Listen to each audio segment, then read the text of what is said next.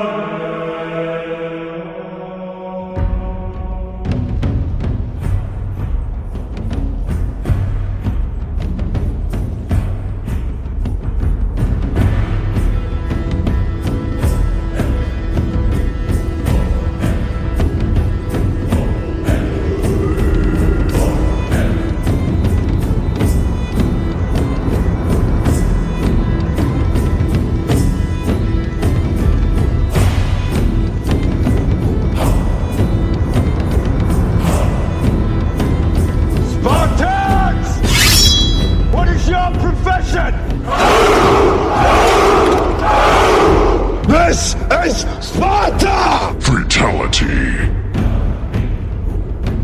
Lord Almighty, could there be any more delays in starting this episode? And look, now this damn mic, technical difficulties all around. Now the damn mic is acting all crazy on me. This is episode number 378, UFO Buster Radio News. I am your host, Manny Moonraker. I'm hearing a bunch of noise in my headset right now. I just don't know. Maybe it's the ghost. Maybe. Just maybe. This is the interaction you get when you hook up a fallen angel to faulty podcast equipment. Maybe that's what it is. I don't know. Welcome to the podcast. By the way, before we even get started, tomorrow we have a special guest. Spoke to him today by phone. I was supposed to call him last week. But as you guys already know, I was on vacay mode. Like nothing, like literally, I knew nothing that was going on around the planet. But we will have Jeremy Nori, and he is a producer-director who right now has quite a few documentaries on Prime Video. So, if you have Prime, not everybody does, but if you do, go on there and check it out. Look up the name. But if you want to wait till tomorrow, fantastic. Come on tomorrow. He'll be here live. If you get onto Spreaker.com, find the podcast, you can chat live, maybe ask him a few questions. And we're going to get into his thing. He started something just 2 years ago doing these documentaries. And bada bing, bada boom, the guy's on Prime. Isn't that crazy? Fascinating guy. His topics are fascinating because besides Bigfoot and UFOs, there's a bit of a catalog regarding cannabis. So, yes, he is out in California. Yeah, you answered that correctly. So he will be here tomorrow, 10 p.m. for the Thursday Freakout. So it should be a good one. He seems really knowledgeable. He's really interested in the topic of UFOs, and he has new projects coming out on the topic, which are going to be quite fascinating. But that's for tomorrow. Today, we've got 3 news reports, and I know that the Dre family is barely awake right now. They're fighting it. They are totally fighting it. Listen, I know these are blue-collar folks, and they got to go to sleep, but no one goes to sleep except for one of them. Dre needs to stay up and listen to this podcast. I'm going to guarantee I'm going to put him to sleep in no time. What's up to Game Vet Green Man, The Norm, and let's see, looks like the Ortiz Dre family did not make it. Hot dang, look at that. They gave in to the Z's. We'll catch them tomorrow. The other thing that I want to remind everyone, on the 13th of June, the Dark Horde will be back. Hopefully, fingers crossed. And we'll have Chris again on here, the psychic extraordinaire, to talk about your problems. Talk about your future. Talk about the things that are scary to you. The things you want to know about but really don't. I'm listening. No fucks are given. I don't want to know my future. Let me just live it day by day. But I know a lot of people out there have a thing for that, and they want to know every second, every moment, every minute, every hour what the future is going to hold. And some of them they ask, and then they're like, "Oh fuck, I didn't want to know that." You gotta take the good, the bad, and the ugly, folks. Stop fucking around. That's what you get for asking a psychic a question. That's all I'm saying. But hopefully, we'll be sure to have that episode on the 13th. And the last thing before we run into this episode, because you guys are barely awake, the ones that are here live, the Dark Horde will go to a once a month episode in June. So the 13th will be the only episode in June. A lot of that has to do with the summer. Now, if something happens and we break into some crazy interview and I've got some shit to say regarding the Dark Horde topic, paranormal stuff, then, we'll do a little impromptu thing. But we'll see. We'll see what happens. Let's go ahead and kick this first story off with a little song.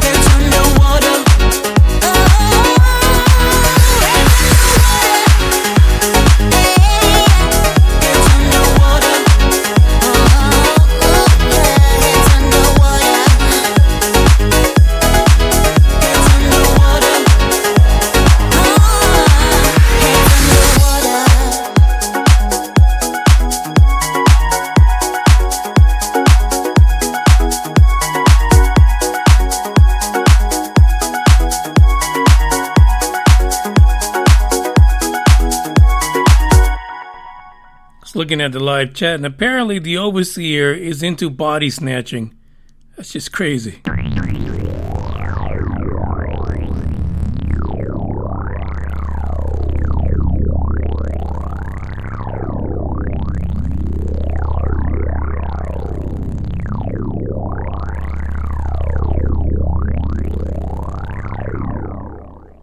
Check it out, check it out. We got some news for you right now going on because it's space. Today the topic on Wednesdays for pretty much the whole summer, it'll be all about space. And that's what I'm doing right now because, gee, space is happening right now. A lot of these stories are just more evidence that people are working on the same thing over and over. Like, they're not giving up. They're not giving up on certain things, especially the very first one, fast radio bursts. We've seen this here so many times. We've talked about this, I want to say, over 3 years now. The whole topic of fast radio bursts has just been kind of like peaking. It's getting to the point where they're actually getting some progress here. 4 mysterious signals from outer space are coming from galaxies like ours, say scientists. Well, who the fuck else is going to say it? Apparently, these FRBs, even though they last just a few milliseconds, are repeating, and they continue to repeat. The most famous one that scientists just love to throw out there for you is FRB 121102. Why is this? Because unlike many of the other FRBs, this thing has been detected over 100 times since it first showed up on the scene in 2014. But there's another good thing about this one, because it speaks to me at my core. Like, I feel it. Like, me and FRB 121102, we've got some kinship going on. And why? Because it's not in the middle of fucking nowhere. It's not something that's 4.5 trillion gajillion billions light years away. No, we're lucky. We've hit pay dirt with this FRB. It's merely a smidgen hop skip away, about 3 billion light years away. I mean, come on, don't get all worked up about it. But you guys already know. Every time we hear the word billion and light year, it's usually a whole lot more than that, like 2 million light years away, or some crazy ass fucking number like that, right? Where it just makes no sense. That's right, 2 million light years would not be so bad. Yeah, whatever. But yeah, you know what I'm saying. Usually we're looking so far back. We're looking at hundreds of billions of years in the past, where it really makes no sense that we're even looking at it. But these FRBs are pretty close, and this particular one continues to repeat in a fashion that's unprecedented, right? There is something there. What is happening is that now they're trying to figure out, is there a black hole? Are black holes the ones that are doing these, right? Are they the ones? So far, it looks like it's 50-50. Everything with science is 50-50, right? So somebody gets their eyeballs on some shit and try to figure out what the hell is going on. But what's happening is that there's four altogether now that have been localized, and they're not in the center of the galaxy eating that shit up, swallowing it like a black hole would. No, these things are on the outside of this dwarf galaxy, and they're just hanging out there, shooting off, popping off like gangsters in the galaxy neighborhood. Yeah, they're doing like galaxy drive-bys or some shit like that. They gotta protect their neighborhood, right? Shit, what can you do? Dr. Bhandari, she says the fact that they're hiding out at the edge of this galaxy means that they're not supermassive black holes. No. Nothing to do with that. She says that her team found the exact location of these 4 FRBs. And by the way, if you want to look them up, their names or designations are inside the description for this podcast. But let me read them out to you, because I love sounding like I've lost a few chromosomes in my noggin. FRB 180924, FRB 181112, FRB 190102, and FRB 190608. Did you write those down? I'll give you a moment. Go ahead, hit rewind. Write them down. Get a tattoo. Remember these. Now, what did they use to finally get a good location on these damn things, right? Because, come on. Milliseconds? I don't even have the attention span to sit around listening for shit to be like milliseconds long. No. Nobody has time for that. Now, what they did was that they used something from down under. That's right. Not the Vegemite. No, they didn't stick some Vegemite on somebody's radio. No, they didn't do that. What they did use was the radio sky detector known as the Australian Square Kilometre Array Pathfinder. The actual device or structure is in Western Australia. The only sad thing about this article is the acronym is ASCAP. Is that any worse than an asshat? I don't know. Apparently the guys in Australia don't watch movies from the U.S. because, asshat, ASCAP, it just doesn't go right. Someone needs to change that, guys. Get together, get some of them VD koalas, and go down there with the crazy-ass beefed up kangaroos, and let's change his name because ASCAP just is not working for me. It just feels like weird. It feels like an insult. But anyway, ASCAP was able to locate these 4 FRBs, and so now the research begins. Now we monitor them like we've got nothing better to do. Like cats sitting at a damn windowsill looking for fucking birds, and there's no birds in the neighborhood. That's basically what's going to happen. I feel sorry for the guys that do this, but technology is probably on their side, so we'll see. So she's going to continue to look at this data and figure out what the hell this is, because according to her theory is no supermassive black holes. Nope, not at all, sir. It is basically still a mystery, and they're trying to figure that out. Now, the funny thing is that even though ASCAP has been able to locate these things, the idea is that we have located them a lot closer. That's the important thing here. We don't need to go, a cajillion billion light years away in order to find the crazy shit in the universe. The shit's right here in our backyard. We just have to have the ability to find it and have someone to put on their ass hat and say, hey, maybe it's right around the corner. If you want to read more about the stuff that's going down in Australia, check out the link in the description. And I definitely had to put on my ass hat for that.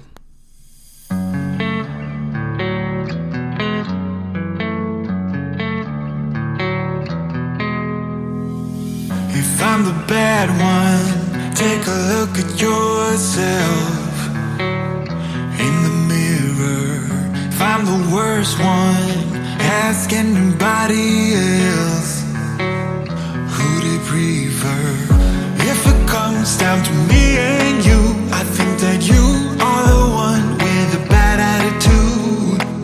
Why start a conflict? You got no clue. Tell me, what is your problem? All is rules you spread doesn't make you feel good too.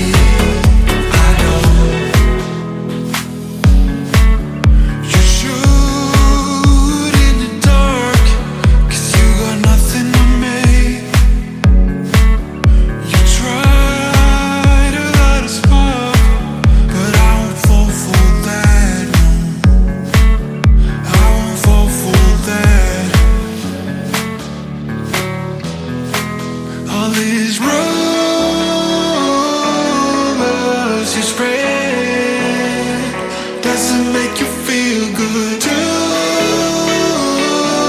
Cause bloodshed, cause I don't really get these rumors you spread, does it make you feel good too? Cause bloodshed, cause I don't really get the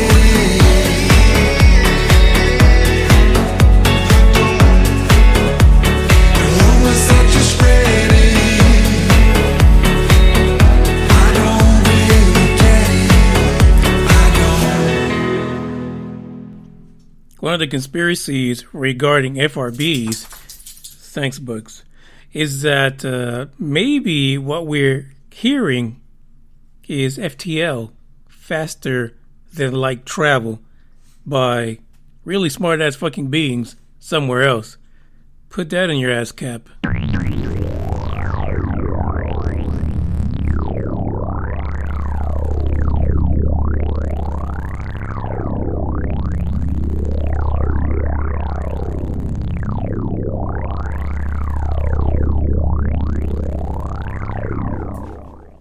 By the way, this next story might be preempted by Bugs trying to get himself into his bed because, it's always a problem. He's got to get comfortable. He's got to get real comfortable to let them farts go. China outlines ambitious plan to build space station in orbit. I'm just like afraid. I'm just afraid for space in general. I mean, space is, as Game Vet likes to say, 4.2 far fucked. It really is. There is so much shit in space. It is, it's terrible. And there's, great, now he's going to snore throughout the whole news article. It just amazes me that no one's putting their foot down and saying, no, we don't need COVID-25 in deep space. No. We're not going to do this. No, what? Your scientists are from Wuhan? No. We can't. We just can't do this. Apparently, China sees probably everyone on the planet as a rival in space. So they're starting to put a plan together to build a space station in orbit. Hold on. Strap yourself up by your boots. By 2023. In a mere 3, where the hell is Igor Asherbelly? And the Asgardians? Where are those guys? Because apparently they need to take out a page out of the Chinese's book, because those fuckers in Asgardia have been dreaming about a damn space station now for how long? How many years? It's way more than 3 years. But China says, no, fuck you. We're going to do this in 3 years, and we're going to set the pace for the way things are going to have to go down. Now, this is the government of China. This isn't someone like our boy from South Africa. No, that's not the one. China. This is the country, the government of China. One of the things that comes up in this article is the fact that the Chinese are not really worried about Elon. No, they don't give two flying tofus about him. What they really care about is the fact that Elon was able to shoot that phallus into the sky. And it is very possible that will somehow get those folks, those entrepreneurs within China to start trying to build their own little space race. Commercialize it themselves. Now, this is a communist country, so I doubt very much that shit like that will get very far, because, they give no fucks about that. But that's what they're eyeballing. They don't really care about the competition everywhere else. They're more worried about what's going to happen internally. But just so you guys know, you keep that in mind, that 2023, there will be something up there in the size of a space station from China. Now, apparently, unknown to me, this is why, again, Igor Asherbelly, what are you doing? What's your problem, dude? You should have had your whole fucking nation up in space already. Because apparently China has actually had 2 smaller test space stations in orbit.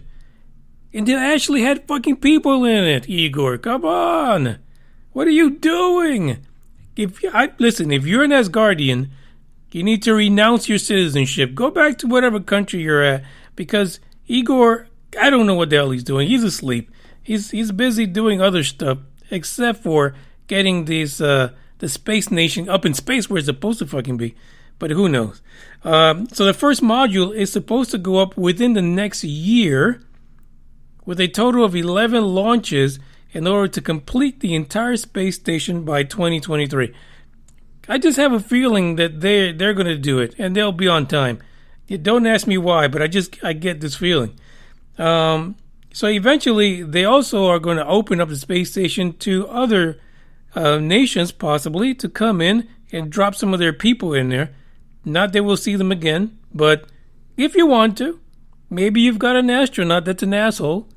So you're like, hey, Bill, we really like Bob better than you because he got on the Crew Endeavor. So, Bill, we're going to let you go to China. You're going to go to China and you can take this trip on this mission. We'll never see Bill ever again. So, all you guys who are astronaut fuckers, you better watch out because that's going to be your mission. And so there you go. So that's what they're working on. That's what's going to happen. So if you guys are in a commercial space, meaning like industry in China, you better watch out. The government is watching for you. The government gives no fucks about you, and you will not be competition for them. But the question is, how is the rest of the world going to survive? Because we've got so much in space right now. So much junk, so much Starlinks, and all these other companies that are also doing these small satellites, communication satellites. What are we going to do? It's nuts. It's completely nuts. Check out the link in the description if you want to know a little bit more. I'm fascinated by the fact that these guys had 2 other space stations in space, and for the love of Pete, I had no idea this even happened. Nuts. Completely nuts. By the way, for you guys out in Wuhan, I know your asses are going to have some COVID-26 up there, so I got a special song dedicated just for you. China.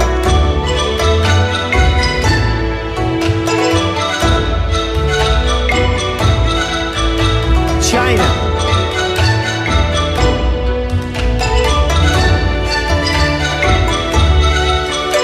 China.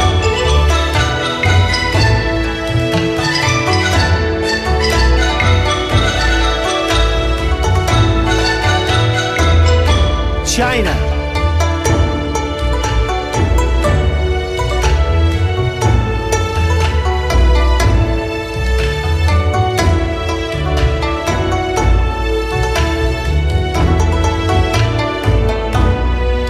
China.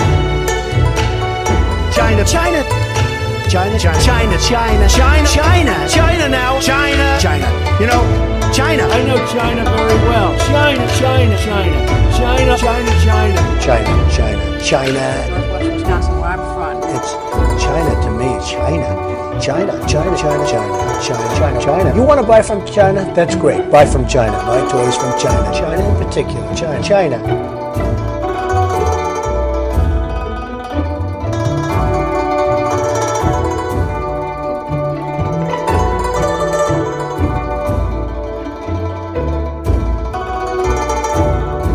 China.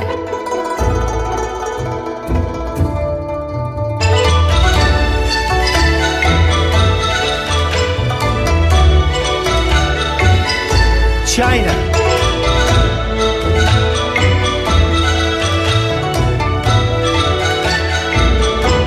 China.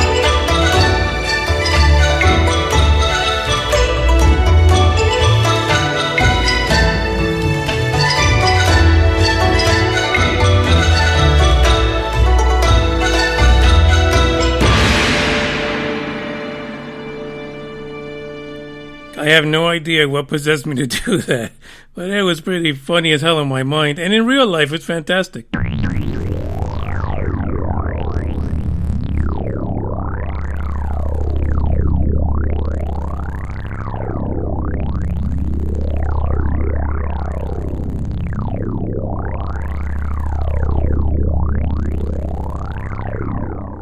All right, this is the last one, and it's a doozy, right? Because we've been talking about this particular situation, again, kind of like the FRBs. It's like, really?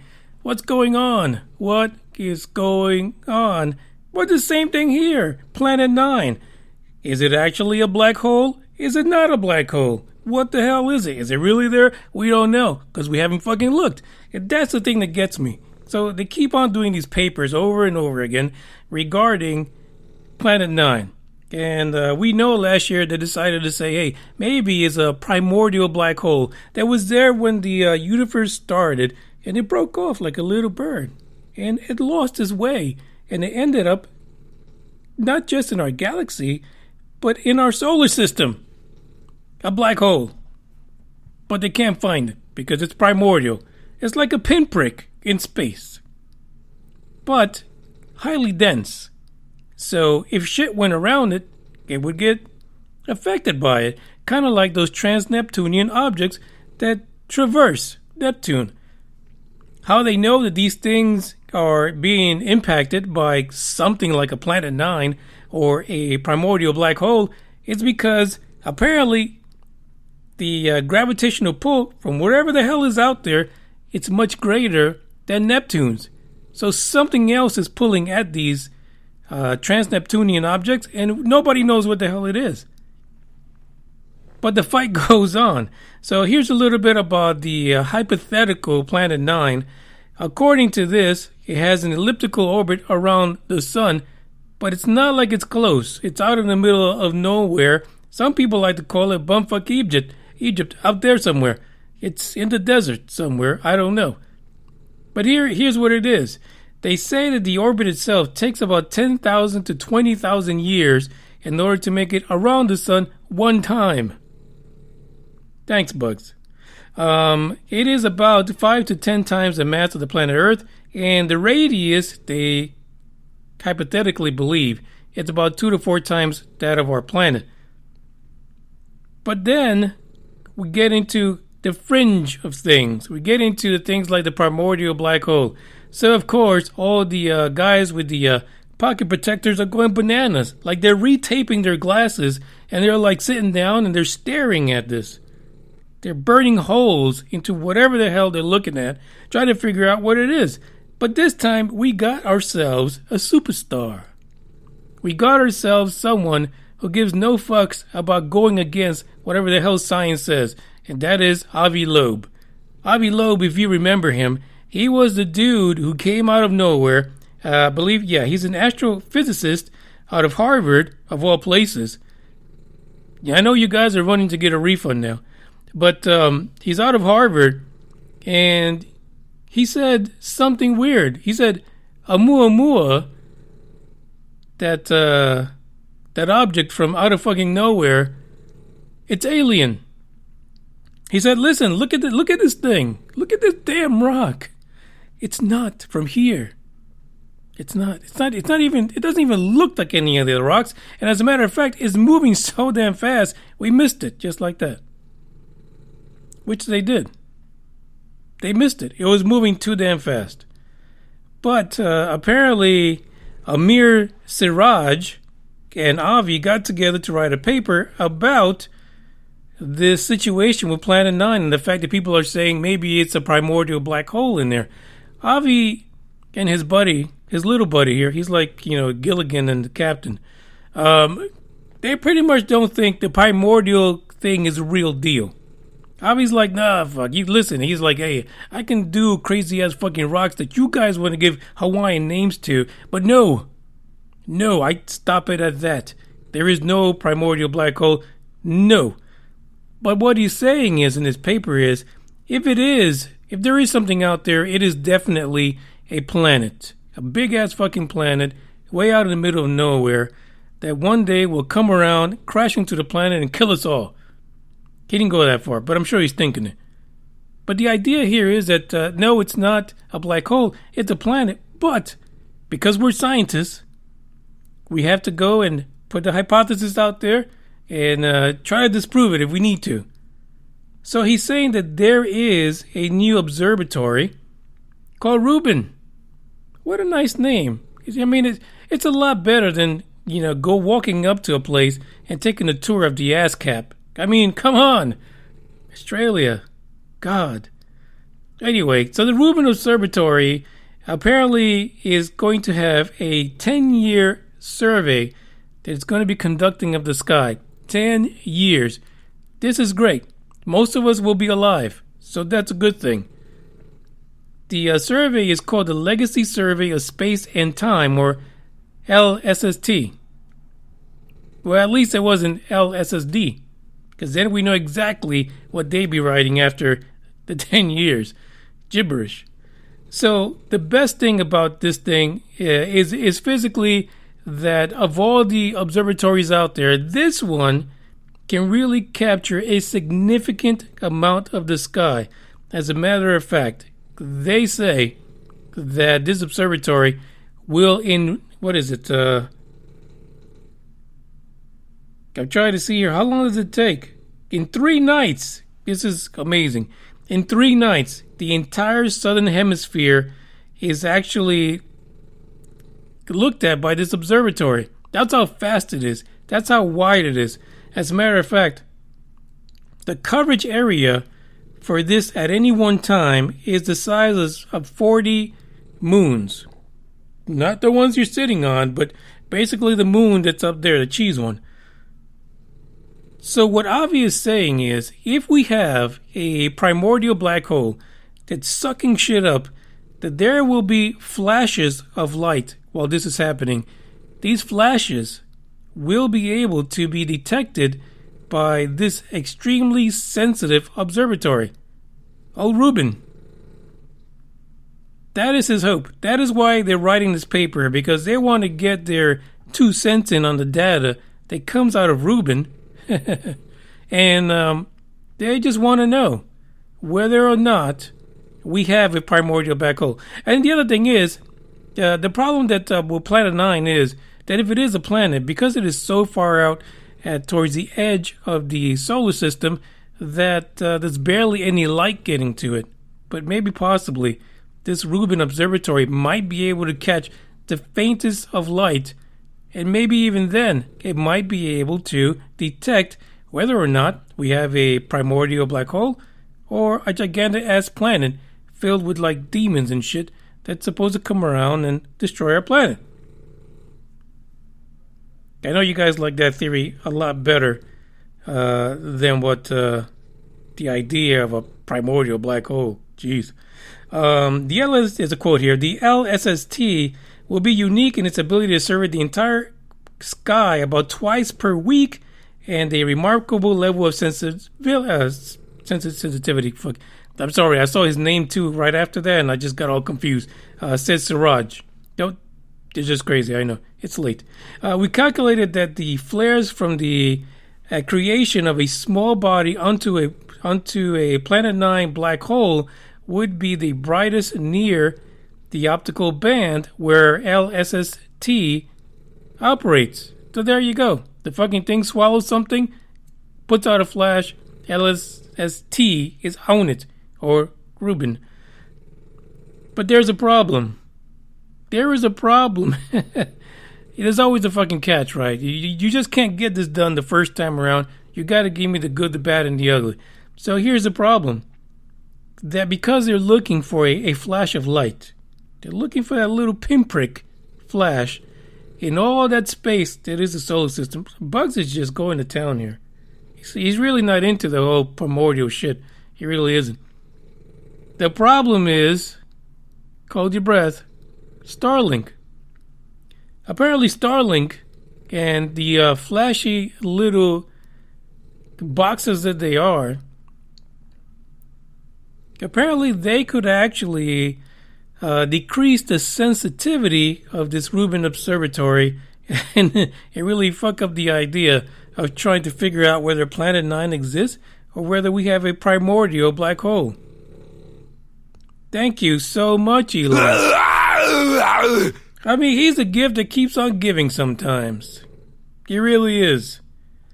So they'll have to see. Now we know that the Starlinks have a cute little visor on them now. They're like going at the beach now. They have a little nice visor that pops out and kind of blocks the sun from shining on them. And they've been painted in matte black, like one of those fancy Lamborghinis out there you see out on the coast. Hopefully that is enough to allow Ruben to do his thing. Ruben's got a job to do, people. Stop fucking around. There is a lot more information in the article. Check it out. Click on the link. It really goes into the whole LSST thing, Ruben, and all the goodies that it might discover. But the one thing it doesn't tell you is when in the flying fuck is Ruben going to be ready. It's a 10-year mission. 10 years, but we don't know when it's going to be ready. Apparently, it's in the final stages to be completed. So usually, in terms of science, that's about 40 years from now. I don't know. We'll have to look it up. I'm sure it'll come up in a future episode of the Space Times on UFO Buster Radio Network on Wednesdays, because I'm sure that when this thing goes on, it's going to be a hot topic. And plus, Avi Loeb is on it, man. Avi Loeb gives no fucks. He'll be there.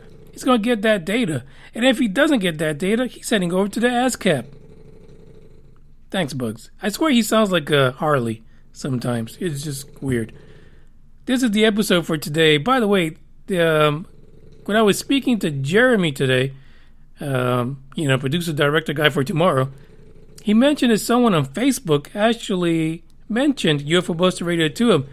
I'm looking for that person. If you are the one who recommended the podcast to Jeremy, let me know. Send me a tweet. Hit me up on Facebook on either of the pages or Instagram.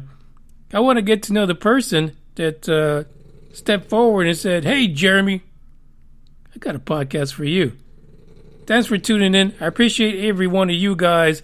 Have a good evening. We'll be back tomorrow with could turn out to be a pretty stellar interview of our own.